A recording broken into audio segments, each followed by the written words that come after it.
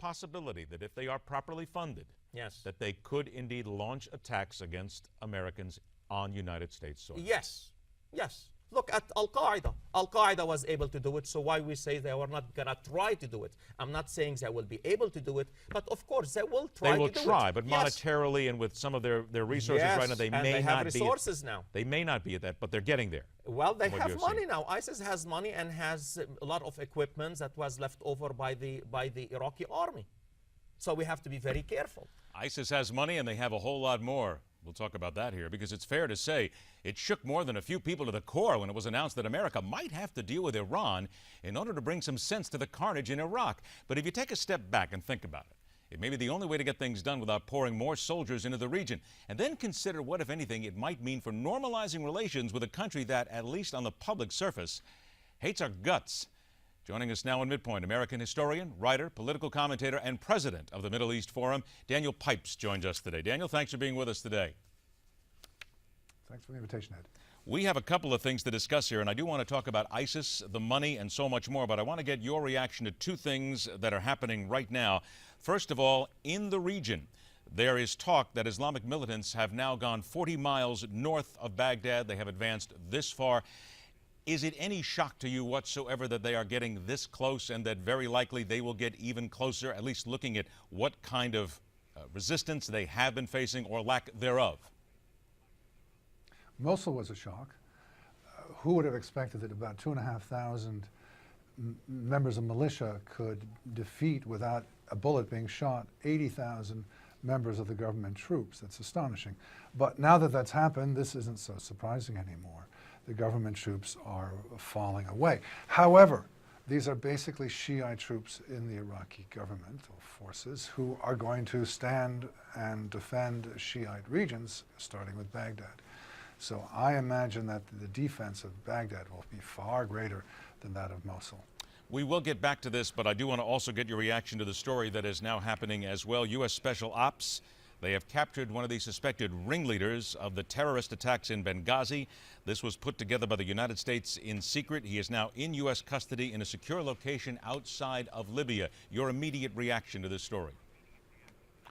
Reassuring to know that the Obama administration does care enough to pursue this matter, because until now it seemed like, who cares? It happened, it's gone. So this is a piece of good news for everybody. Do you think they have been forced to do this, of course, by a lot of the criticism that has gone on here at home, that they knew they had to take some steps and go an extra mile? It would appear so, yeah. Let's talk a little bit about ISIS then, because you wrote an article not too long ago that talked about ISIS rampages, the Middle East shakes. I want to use that as a background here for what we talk about now, because we had an interview that we played here at the beginning of this segment with Dr. Robert Rabiel from Florida Atlantic University, who was talking about the funding that ISIS has, that they are much better funded than many people seem to believe they are. There's also a story out now that they are using the scale and sophistication that they are using social media, Twitter, Facebook, and everything else, makes some people think that big corporations wish they were as put together as ISIS is right now. This is a very well put together group, I think, when a lot of people first looked at them and said a ragtag band of militia. Far from it, correct? Reports from Turkey suggest that ISIS in the past year or so has sold $800 million worth of oil out of Syria into Turkey. So in addition to the $429 million that apparently they just seized in Mosul some days ago, they have money. And as you indicate, they are a well-run organization with inspectors of restaurants and schools and so forth. They aspire to be a state. They're called the Islamic State in Iraq and Syria, and they mean it. And they are going about building an Islamic State. By the way, it's somewhat similar to the Taliban state in Afghanistan between 1996 and 2002. This is a very ambitious group. The trouble is that everybody is against them. So I don't think there's any chance whatsoever that they will succeed in establishing their state, but they are making a lot of waves. They're changing, really, I think one could go so far as to say they're changing the order in the Middle East. A boundary between Iraq and Syria that goes back to 1915, that is 99 years old, is now gone. And the implications, I think, are very great. But I don't think they can win. Okay, they can't win then, but with the boundaries that they're going to change, how will things change then in the Middle East itself if you look at how they are taking over the northern part of Syria and Iraq and trying to create their own state? Is this going to eventually, while they may not be able to take Baghdad and totally conquer Iraq, perhaps indeed cut out their own state and create a new state? I don't think they can do that. I think what is happening, the really important thing that's happened almost unobserved, is that the Kurdish autonomous region, called a state, in northern Iraq grabbed Kirkuk, which is a big city and an oil-producing area. What we're seeing is the emergence of a Kurdistan. The Kurds, who missed out 100 years ago, are now getting their state. I think what we're seeing is the devolution of Syria and Iraq into smaller states, into enclaves, Kurdish, Shiite, Sunni, Alawi, Druze, and so forth. Overall, is this a good thing or bad thing? Well, if you look at the record of Syria and Iraq, of Hafez al-Assad and Saddam Hussein, of monsters of the First Order, of aggressive and repressive states, I think that their breakup is good for the peoples who live there and good for everyone on the outside as well. So this, although very ugly, I think is part of a positive process. I think something good may well come out of it, something better may well come out of it than what has been.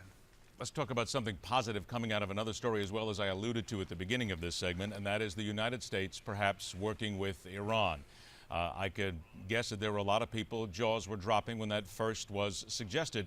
But let me take it from the other aspect here. If you think about it, and if indeed we are able to forge some sort of temporary alliance with the Iranians, could it indeed mean that not only with America, but with Britain as well, that there would be some sort of handshaking at this point and just might lead to perhaps not normal relations, but better relations with Iran? No, I think it's a terrible idea.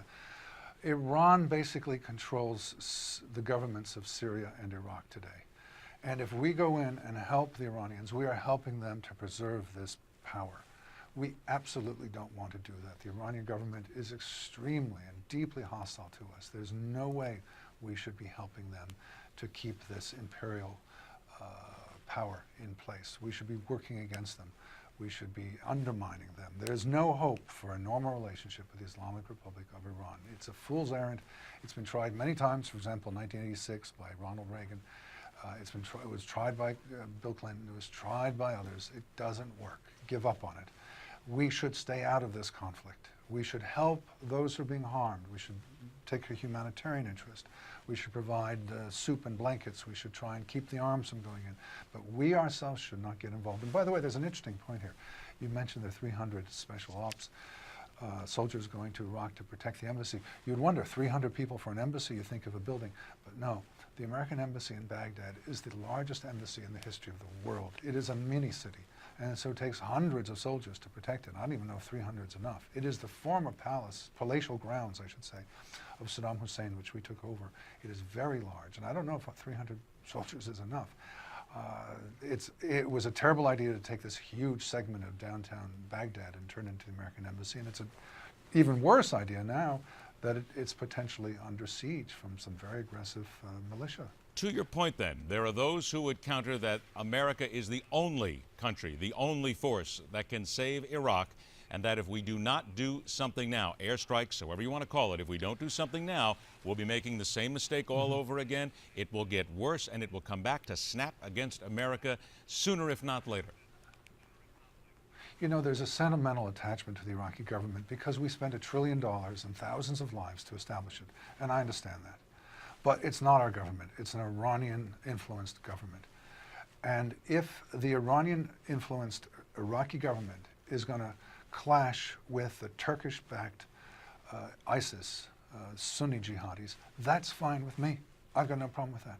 These are two enemies going at each other, and I much prefer they go at each other than they go at us. So I don't want to get involved. We don't have a dog in this fight. I do not think that the Iraqi government is our protege anymore. It is the Iranians' protege, and we shouldn't protect it.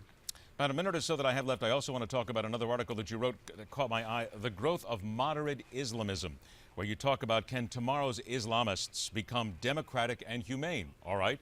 I think a lot of Americans and a lot of people around the world are going to ask the same question. Can they become democratic and humane, and how long would that take? Well, I've always said no, there's no chance whatsoever. But there are some developments, particularly in Turkey, which lead me to think that there is an outside possibility. It doesn't exist today. It isn't in the imminent future, but it is just possible that in the fullness of time, with the proper kind of developments, that Islamism cannot be the wretched, brutal, barbarian movement that it is today. Just possible. But it is a wretched, brutal, barbarian movement today, and we have to understand that. We have to protect ourselves from it. I don't think we can fix the problems of the Middle East. I think we can protect ourselves and our interests and our allies. It's a sobering thought indeed, because you do say in this that many Islamists are peaceable in appearance, but they all must be considered potential killers. You still go with that? Well, no, I quoted myself from 2001 when I wrote that and said, I don't think this is true anymore. There are certainly some Islamists who are not potential killers. But that's not to say that they are the kind of people I want as neighbors next door. It's a long, complicated story, but in general, just as fascism was our enemy in World War II and communism was our enemy in the Cold War, Islamism is the enemy today. Now, there is a form of communism that we can live with, the Chinese. It's not exactly friendly, but it's not the Soviet Union either. So might Islamism I have evolve? to cut us short there, Perhaps. unfortunately, but I do want to make sure to point out Militant Islam Reaches America is your book. Daniel Pipes, thank you so much for being with us. I guarantee we're going to talk again. Thank you for your time. Thanks. I look forward All to it. right, you've heard some sobering thoughts now. Give us your thoughts and we'll talk about them, because here on Midpoint, Monday through Friday, 12 to 3 Eastern Time every day, we question everything.